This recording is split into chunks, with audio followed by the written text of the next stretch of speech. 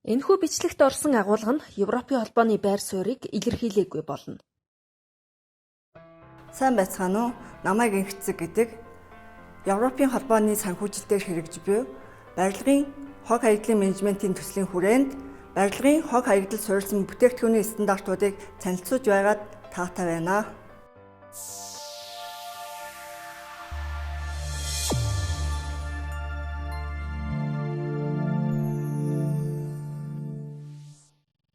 Стандарт хэмжсэн газар нь стандартчлал, хэмжил зүй, баталгаажуулалт, сорьцын хяналтын чиглэлээр үйл ажиллагаа явуулдаг. Стандартчлал, стандартын мэдээллийг хэрхэн олж авах талаар мэдээлэл өгье.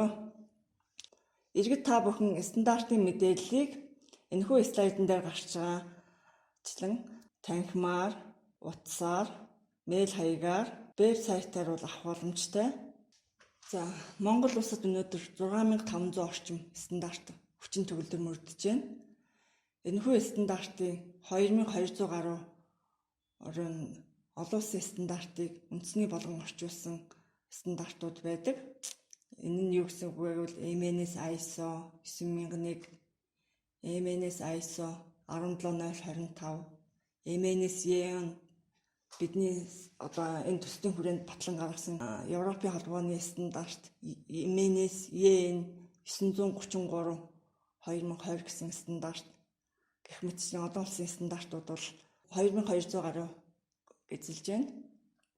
Мөн олон улсын стандартыг иш татаж адилтгсан стандартууд бас байдаг. Энд бол MNS гэсэн дугаар өгдөг.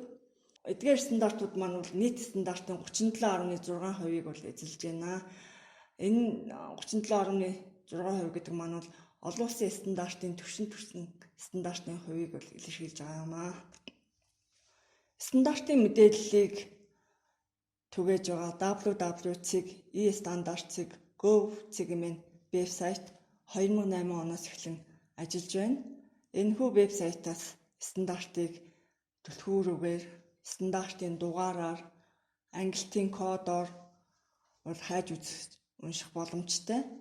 Төслийн хүрээнд боловсруулан гаргасан MNS 6830 дахин боловсруулалтаас гарган авсан бетон дайрга техникийн шаардлага стандартыг уншиж танилцъя. Вебсайтаас. За, сайт руугаа ороод стандартын дугаараа хийх цонхонд стандартын дугаар 6830 4 оронтой тоог нь хийлээ. Хайх товчийг дарлаа. Нэр нь гараад ирж байгаа стандартын маань. За, дэлгэрэнгүй танилцах дээр даръя. За, цаашаага стандарт маань дэлгэрэнгүй нээгдэнэ. За, ингээд энэ стандарттай бол бүрэн ихээр уншиж танилцах боломжтой. За, Европын холбооны MNS EN стандартын хувьд зөвхөн товч мэдээлэл нь харагдана. Яагаад ингэ вэ гэвэл олон улсын стандартын байгууллагын стандарт учраас хамтран ажиллах гэрээний дагуу хязгаарлан мэдээлэл хүрээнд бол унших танилцах боломжийг бол вебсайтаараа олгож байгаа. Дэлгэрэнгүй мэдээллийг стандарт хэмжсэн газрын 114 тоо төрөөс ирж бол бүрэн ихээр унших боломжтой. Мөн зохих төлбөртэйгээр хэвлүүлэн авч бол бас уншиж танилцах боломжтой маа.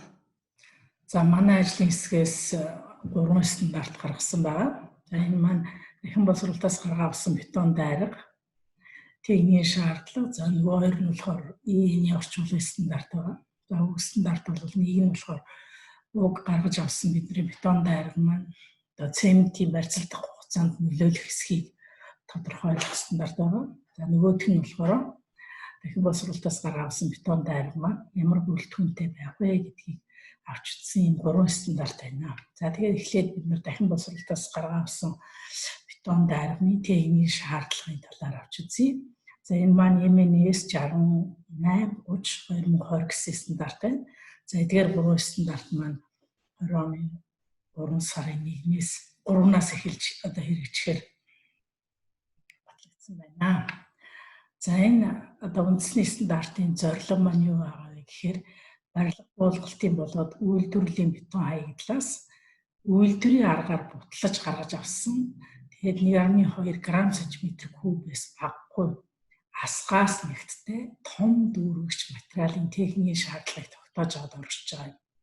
За ямар хамар хүрээтэй байх вэ гэхээр энэ стандартад заасан одоо байргыг би 22.5 болоод түүнээс бага ангийн цутгамал, өсөрмөл бетон, төмөр бетон бүтээгдэхүүний үйлдвэрлэлд том дүүргэгчийн зориулалтаар мөн замын хажуу хөвөө, хүчлтийн суурийн доод үе, машины зогсоолын хэсэг, байгаль орчны нөхөн сэргээх сайжруулах зорилгоор ашиглаж болно гэж үзэж байгаа. За ингээд энэ стандартыг боловсруулахад бид бас норматив эслүүдийг хэрэглэсэн байгаа. За эдгээр эслүүдээс авч үзэх юм бол бидний одоо тогтмол хэрэгэлдэг MNS 0390 1998 байна. Барилгын ажилд хэрэглэхдээ хайрга ерөнхий шаардлага. За ГОСТ 32495 2013-ийн Шебин песок, песочно-шибиничный смеси с дробленым бетона и железобетона гэсэн техникийн нөхцөл байгаа. За мөн MNS 5072 2018 байгаа. Энэ маань барилгын материал, хөрс сургуулийн чуулуулагч, цацраг идэвхтэй элемент тодорхойлох гамма спектрийг харгаж байгаа. За дараагийн нь болохоор MNS ГОСТ 8269 2016 байгаа. За энэ маань уулын нягт чуулуулаг үйлдвэрлэлийн хаягдлаас бэлтгэсэн хайрга байрлагыг барилгын ажилд хэрэглэх химийн шинжилгээний арга гэсэн байгаа. За дараагийн стандарт бол MNS 2998 2009 барилга замын ажилд хэрэглэх уулын нягт чуулуулга хайрга байрганы физик механик шинж чанарыг тодорхойлох арга байна.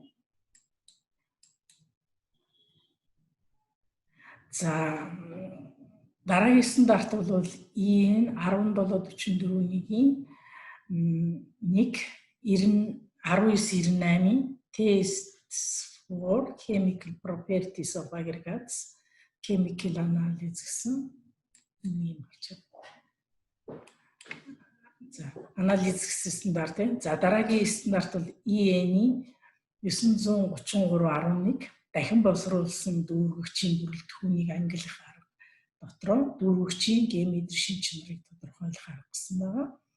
За дараагийн EN-ийн стандарт бол 1744-6 буюу дахин боловсруулсан дүүргэгчээс хандалсан уусмал цементийн барьцалж эхлэх хугацаанд үзүүлэх нөлөөллийг тогтоох арга дүүргэгчийн хим шинж чанарыг тодорхойлох арга гэсэн байгаа. За нэр томьёоны тодорхойлолт бол бас их чухал байгаа. За тэгээд энэ нэр томьёоны тодорхойлолт ямар юм орсон бэ гэхээр за дахин боловсруулалтаас гаргаа авсан бетон байрга гэдэгт юу оруулж байгаа юм бэ гэхээр цементийн бетон барилга байгууламжийн нураалтаас гарсан том хэсгүүд болоод бетон үйлдвэрлэлийн гологдол бүтээгдэхүүнийг үйлдвэрлэлийн аргаар баталж ангилсан том дүүргэгч хэлж байгаа юм. За дахиад нэг өөр нэр томьёоны тодорхойлолт байна. За энэ болохоор дахин боловсруулалтаас гаргаа авсан бетон байрганы бохирдолт гэсэн ойлголт. За тэгэхээр бохирдолтод юуг авч үзэх вэ гэхээр за барилга байгууламжийн нураалт болоод үйлдвэрлэлийн гологдол бетон давуулж болох тоосох, өнгөлгөөний хавтанцар, асфальт бетон, шааз эдлэл, шилний хаягдл, гөлтгөн шовхой, хуунцар болоод модон материалуудын хаягдлыг болох юм. За дүүргэгчээ бид нар ангилна хэрэглэхдээ. За энэ ангиллал болохоор дүүргэгчийн чанарын үнэлгээ гэж одоо өснөгтөнд оруулж өгсөн байгаа. Бид нар 3 зэрэг болгож авч байгаа. За энэ зэрэглэлдээ бол ямар үзүүлэлтийг авч байгаа гэхээр нягт ус шингээлт хоёрыг гол үзүүлэлт болгож авч байгаа. За нэгдүгээр зэргийг гэвэл одоо 2500 кг/м3-ээс их нягттай 3%-аас бага ус шингээлттэй гэж тооцож байгаа. За хоёрдугаар зэрэглэлд нь болохоор нягт нь 2300 кг/м3-ээс их байх ёстой. Ус шингээлт нь 5%-аас бага уу тэнцүү байх ёстой. За гуравдугаар зэрэглэлөө одоо хамгийн муу гэж үзэж байгаа нь бол нягтан дээр бид нар шаардлага тавиагүй байгаа. Ус шингээлт нь 7%-аас одоо бага буюу тэнцүү байх. Юу их бие бага уу тэнцүү байх ийм дүүргэгчийг авч үзэж байгаа. За тэгээд одоо энийг бид нар нэгийг нэгдүгээр зэрэг гэж байгаа сайн чанарын, хоёрын дунд зэргийн чанартай, гурвын нь болохоор чанарын доогуур үзүүлэлттэй гэж тус авч үзсэн.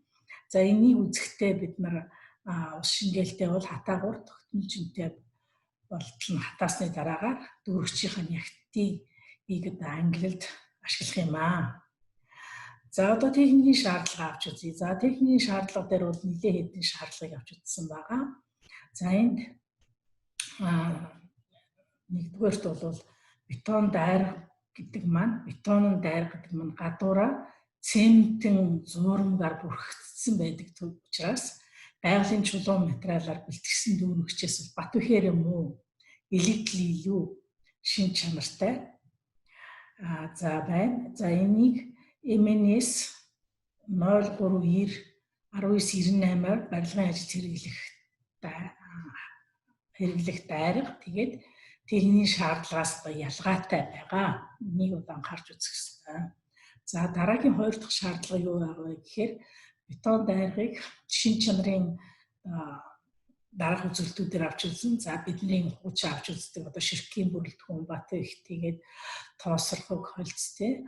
Дээрээс нь 20 мегапаскалаас бага бат ихтэй хэврэг ширхгүүдийн агуулгыг авч үзэн. За ширхгийн хэлбэрээ авч үзэн, бүтэн төсвөрлөлтөө авч үзэн, хөндий хүрдэнд туршихуйн илэгдэлтийг авч үзэн, хортой холц байна уу гэж үзэн, буулгалтаас үүсэх элдв хог бохирдлоо үзэн, асгаас үеийн эсхүүний нягтаа үзнэ. За эдгээрийг авч үзсний дараагаар ашиглах ёстой маа. За 3 дугаарт болохоор бетон дайрганы ширхгийн бүрэлдэхүүнийг мөн MNS 0390 1998-аар барилгын ажилд хэрэглэх дайрга техникийн ерөнхий шаардлага зааснаар бол тогтооно. За энэ бол бидний тэмдэгтэй адилхан. За дараагийн шаардлага маань бетон дайргыг цилиндр шахахгүй мудрагдсан маркийг бол тодорхой бүснэгтийн марк гэдгээр оруулж өгсөн байгаа. За бодролтынхаа маркийг бид 600, 400, 300 гэж оруулсан байгаа. За энэ маань ямар үзүүлэлтээр тодорхойлогдох вэ гэхээр ус шингээсэн дайрганы туршилтын дараах жингийн хордлол авч үзэх юм. Энэ маань процентоор гарч ирнэ. За тухайлбал 600 марк гэх юм бол 15-аас 20% жингийн хордлолтойг авч үздэг байна. 400 маркт нь бол 20-аас 28% жингийн хордлолтойг авч үзэх нь. 300 марк бол 28-аас 38% жингийн хордлолтойг авч үзэх нэ. За дараагийн шаардлага маань болохоор бетон дайрга нь байх тоосрох хөлцийн хэмжээ. За энэ маань 0.05 мм-с жижиг ширхэгтэй ярьж байгаа. За ингээд энэ маань 600 маркет бол жингийн 2%-аас ихгүй, 400 маркет жингийн 3%-аас ихгүй, 300 маркет бол 4%-аас ихгүй тус байх ёстой. За дараагийн нэг шаардлага бол бетон дайрганд 20 мегапаскалаас бага бат ихтэй хэврэг ширхгийн агуулга.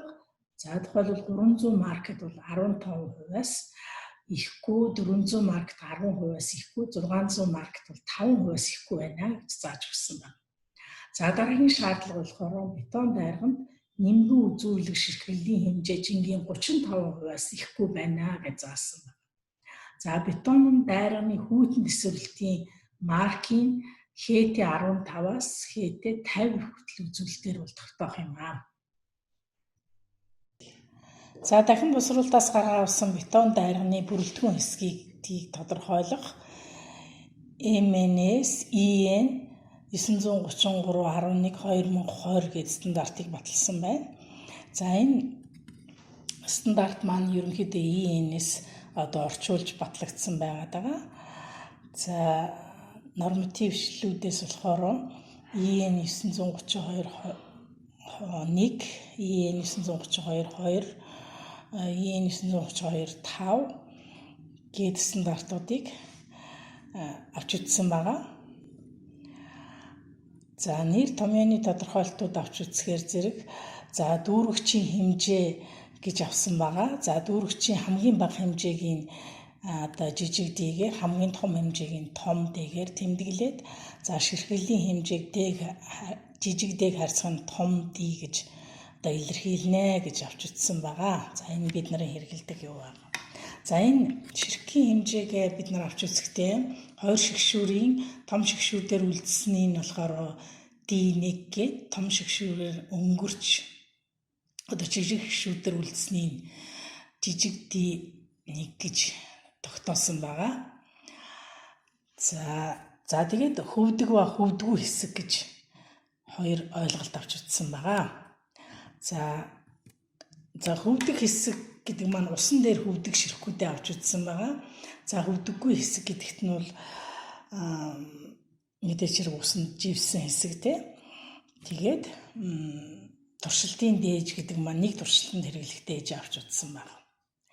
За уг одоо аргын мөн чанар нь юу вэ гэхээр дахин боловсруулалтаас гаргаа авсан бетон дайрганы одоо сонгож авсан дээжээс одоо гараар ялгаж бүрдүүлэгч хэсгүүдийг аваад тэгээд туршилтын дээж дагуулгадах бүрэлдэхүүн хэсгүүдийн массыг нь тодорхойлоод туршилтын дээжийн массыг харьцуулан хуваар илэрхийлж тэгээд хөвгч хэсгүүдийн хэмжээг эзлэхүүний хуваар тооцноо гэсэн ийм мөн чанартай байгаа. За юу хэрэглэгдэх юм бэ гэхээр зэрэг мэдээж одоо шигшүүр бол хэрэглэгдэн 63 мм 4 мм-ийн шигшүүрүүд байна. За түүн дээр суур таглаа байх ёстой. За агаар сэлгэлттэй температурыг 40 нэмэх 5 градус. За эсвэл 10 нэмэх 5 градус байхаар автомат төхөөрүүлэгчтэй хатаагуур бас хэрэглэнэ. За массыг болохоор 10-ийн орны наривчлалтаар тодорхойлох байгаа. За тэгээд твш, шүүр, багс,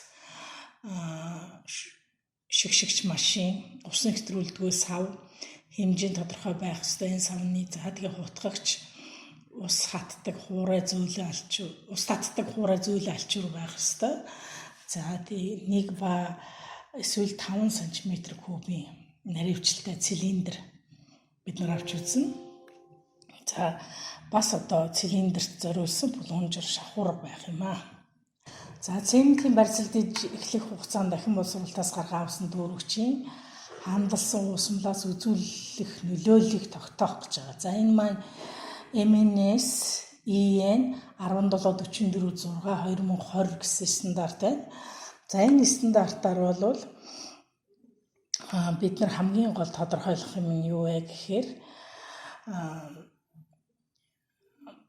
одоо цемент болоод эрдэсчүүлээгүй цэвэр ус хэрэглэнэ.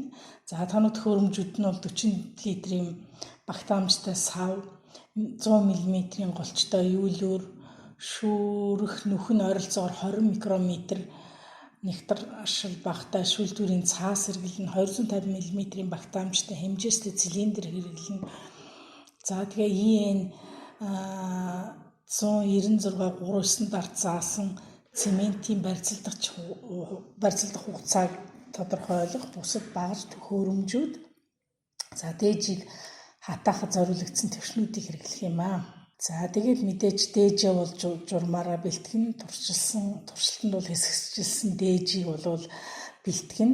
За энэ дээд тал нь одоо 20 кг дээжийг одоо стандарт заасан дагуу бэлтгээд ингээд хэрэглэх ёстой. За ингээд бид нар одоо евро стандартыг ашиглаад энэ барьцалдж эхлэх хугацаанд нөлөөлөх нөлөөллийг байна уугүй юу гэж тодорхойлно. За ингээд бид нарын бэлтгэсэн 3 стандартын аргачлал бол дуусж байгаа.